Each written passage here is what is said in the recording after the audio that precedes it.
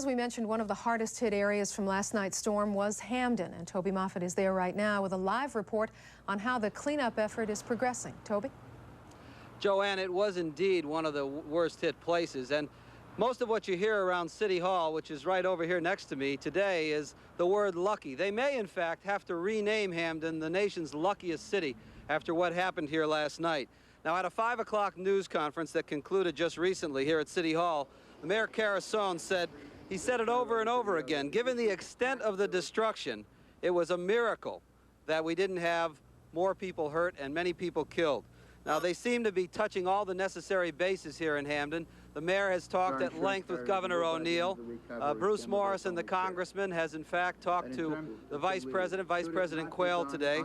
And they're expecting a considerable amount of aid from the Federal Emergency Management Administration, which has a cleanup fund that's pretty well stocked with cash. The mayor also just told me that the damage here is well over $50 million in his view.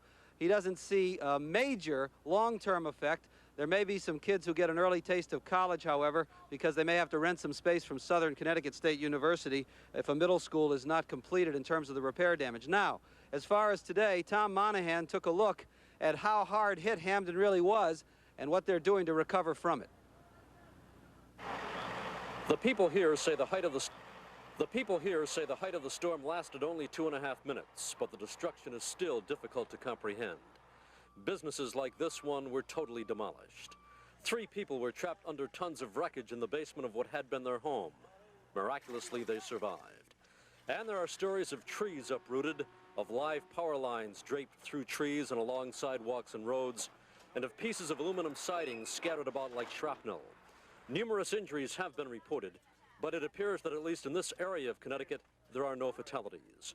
However, fire officials and police dogs are making sure that's the case. Many of the streets are still blocked.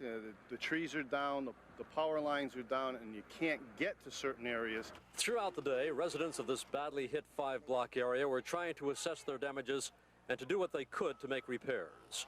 One woman lost the roof of her house. Luckily, ran down into the basement, and then we heard this big crash. All the windows came in. When we came upstairs to assess the damage, I noticed that stuff from upstairs was in the living room, so we walked upstairs and the roof was gone. Others were trying to pack up what belongings were salvageable to take with them, knowing full well it'll be some time before they can return to their homes. The house is finished, the furniture, the clothes. I'm just trying to get what I can get now. I've been through different hurricanes, that we've had, and this is the worst I've ever seen. Meanwhile, officials say there was some minor looting last night, but nothing serious. So as the workers peel back the debris and people continue to dig out, it could in fact be that someone did die in this storm in Hamden. But as it stands right now, it appears the people in this neighborhood survived. In Hamden, Tom Monahan, Connecticut News Today. Now, as far as where this storm came from and how it ripped through the state, I guess if you wanted to take the fastest route from Sharon up in the northwest corner down to New Haven and East Haven, you'd follow the path of this storm. Brad Field joins us now with more on that. Okay, Toby, of course, you and Tom reporting from Hamden, the area of the most devastation, but I'm going to take you through the mid and late afternoons yesterday and step you through what happened as we go to our graphic system. The storm system entered the state at around 3 p.m. yesterday up toward the Sharon, Lakeville, Cornwall area, and there was a possible tornado up there, and also homes set afire by lightning strikes. This storm was characterized by lightning, the tornado winds, and of course up to baseball-size hail as the storm continued to track southeast through Litchfield and then on down toward Waterbury, Middlebury, Watertown. Then the storm continued to track southeast to where Toby is tonight, down in the area of Hamden and New Haven, before the storm finally exited out to sea through Long Island Sound. Now, earlier today, I was doing extensive research on the meteorology of tornadoes, and I'll have a full report on that coming up later. I think you'll find it interesting. But now let's go back to Joanne. All right, Brad, thanks. And Waterbury was the city that suffered the next heaviest amount of damage after Hamden. Harlan Levy's live there with a report on the latest. Harlan? Joanne, the count here in Waterbury is 27,000 Northeast Utilities customers are still without power because of the storm, which, it was very obvious today, blew right through here with sound and fury. Now, Governor O'Neill viewed most of the wreckage firsthand when his tour touched down here this morning.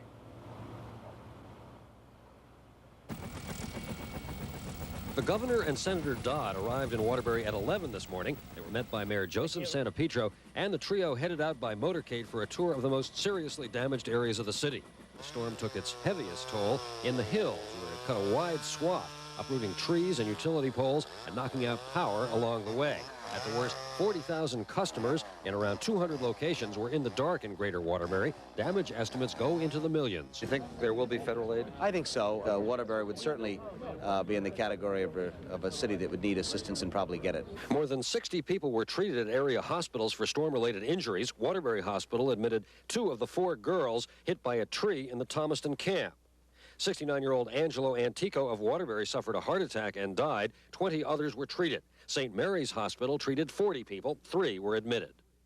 Cars and houses in Waterbury's historic Overlook neighborhood suffered perhaps the most extensive damage. Real estate developer Dave O'Leary had just driven home in his $28,000 Volvo, bearing gifts for his wife for their 7th anniversary yesterday. I just had parked the car last night, walked in the house, and the tree fell on it 1 minute later. I'm told that I have insurance for the car, and we have homeowners insurance, which will cover the damage to the house. I guess cleanup is on our own. We're thankful no one was hurt. Everything else can be replaced in time. Around the corner, Jack Small was making a lamb chop supper when the electric stove shut down. And all of a sudden I heard a bang. I said, well, something got hit. And sure enough, later on I came out and I found my tree down against the house. And that was it. Joanne, the lesson here is perhaps obvious, but it's that anything can happen, and if you don't have insurance, you better be prepared to pay the price. As far as the power outages are concerned, crews from Massachusetts, Connecticut, and New Hampshire will be working through the night to try to get it all back on by around midnight, they hope. Back to you, Joanne. All right, Harlan, I think Waterbury is one of the hardest hit areas for electrical outages, so we'll keep you posted on that. We're going to go back to Toby Moffett in Hamden in just a little bit. Our coverage of recovery efforts and cleanup will continue right after the break, and we'll also report on a near miracle in the Litchfield area, the first town to be hit by the storm.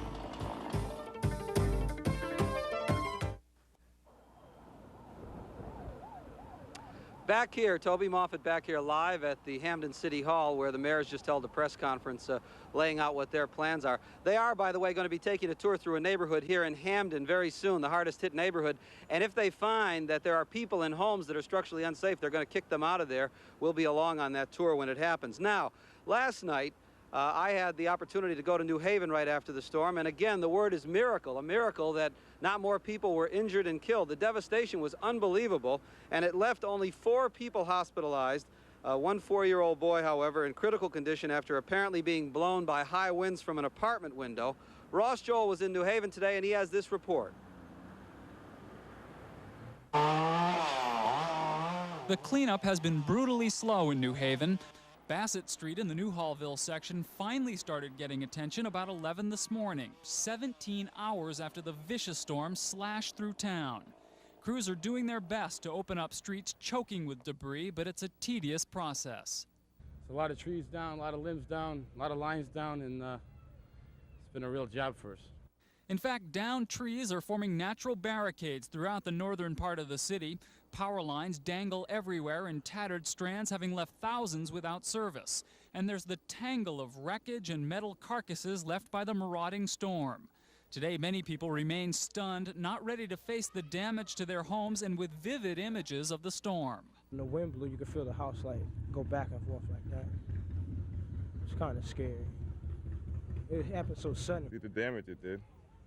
How much damage do you think you have? Oh, at least a few $1,000 worth. The trees in the backyard smashed, totaled out the garage in the back. In addition to the cleanup, one of the biggest challenges facing authority is simply moving people around the city. Authorities are at virtually every intersection trying to ease the snarl of confusion. Hamden's blocked off. We're trying to get traffic directed around the city and to their homes and to their loved ones. At this point, it's estimated cleanup will take 3 to 5 days. It's clear order won't arrive here as quickly as the storm did. In New Haven, Ross Joel, Connecticut News Today. Now, from here in Hamden and neighboring New Haven, back up to where the storm entered the state in Litchfield County, the story was very much the same. Lisa Jones was in Litchfield County for us today, and she found that it was a miracle that more people there weren't hurt. The flattened and roofless buildings and splintered trees were enough to tell anyone who happened through Bantam today that a tornado touched down here last night. But you had to talk to the people in this tiny community to learn about what they're calling a series of miracles that hit about the same time. There's the miracle that winds strong enough to hurl this slate shingle tomahawk style into a tree didn't hurt or injure anyone in its path. That's 3 inches in there. And the Perrone family is alive and well and tells of a few miracles of their own. I was standing by the front door before I knew what happened. I couldn't move because of the glass flying through the house. So I just stood there and said, please don't suck me out, because it was trying to pull me out the front door. Their front porch is gone and they lost part of their roof, but the house fared well compared to the historic Bantam Town Hall just 20 yards away. The First Methodist Church here in Bantam has withstood nearly a century's worth of inclement weather. But last night's storm was more than this old structure could tolerate. It was reduced to this pile of rubble within a matter of moments. But congregation members at this church are still counting their blessings that the twister came through when it did. A few hours later, and churchgoers gathered for a scheduled meeting might have been trapped inside. No one was in Ed Pohl's gas station last night either. For the first time in 21 years, he had shut the place down yesterday to change underground tanks. And it was a fire a few months back that had temporarily closed this restaurant so that it wasn't filled with people when last night's tornado ripped off the roof. No one was injured. No one. Remarkable. Litchfield's first selectwoman, Linda Bongiolotti, pointed out to Governor O'Neill the devastation that's left more than a dozen families homeless here, with the houses of nearly 50 more suffering some sort of damage.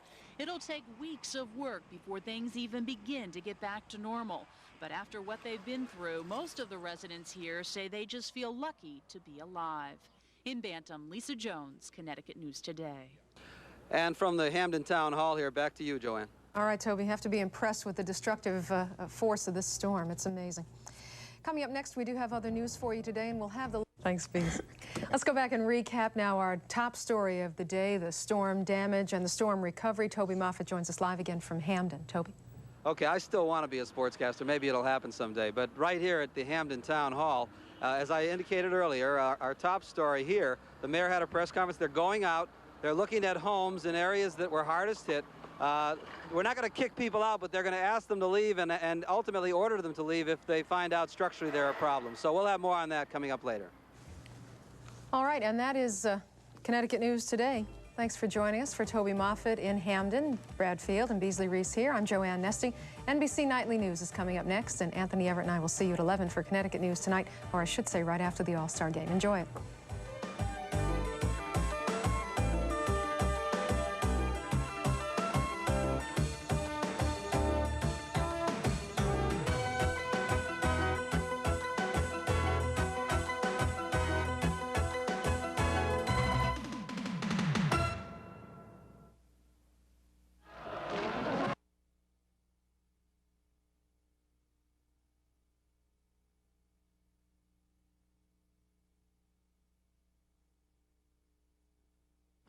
The evidence will remain for a while to remind visitors how the storm struck the Mohawk Mountain ski area with full force. Thousands of trees were cut down, some remain twisted every which way. Heavy winds tore the roof off the base lodge, destroyed several buildings, and decimated lifts and towers. Mohawk's owners today started toting up the damage, which early estimates place at $2 to $3 million. There's very little here that hasn't taken hits from the storm. All of the buildings are destroyed in some manner or another, as are all of the chairlifts. Those are man-made things, though, and they can be replaced. Because of all the damage, there's now a good chance Mohawk will not be able to open Thanksgiving weekend the way it usually does. But because this is a major state tourist attraction and some 300 seasonal workers depend on it, state officials arrived here today intending to help out. To get a salvage job to get all the dead trees off the hillside as soon as possible. Over and above that, maybe we can expedite the flow of paperwork to get these people some federal aid. Meanwhile, a full mile from Mohawk Mountain all along Route 4 into the village of Cornwall, you could see cleanup crews clearing away debris. The storm cut an obvious path through town, but most of the houses, including the Cornwall post office, were spared. Dozens of trees that surround it were not. Frank Bailey and his wife watched the storm rip right through their neighborhood. I saw snap the trees off on the other side. I saw the maple tree come down beside the house. And then I looked out back and I couldn't believe it. Then we went for a walk. One sight Bailey and his neighbors saw was the completely devastated stand of 200-year-old white pines up the road. These little pines are gone, and that's a shame. They were beautiful. Harlan Levy, Connecticut News Today. Ever. Okay, good.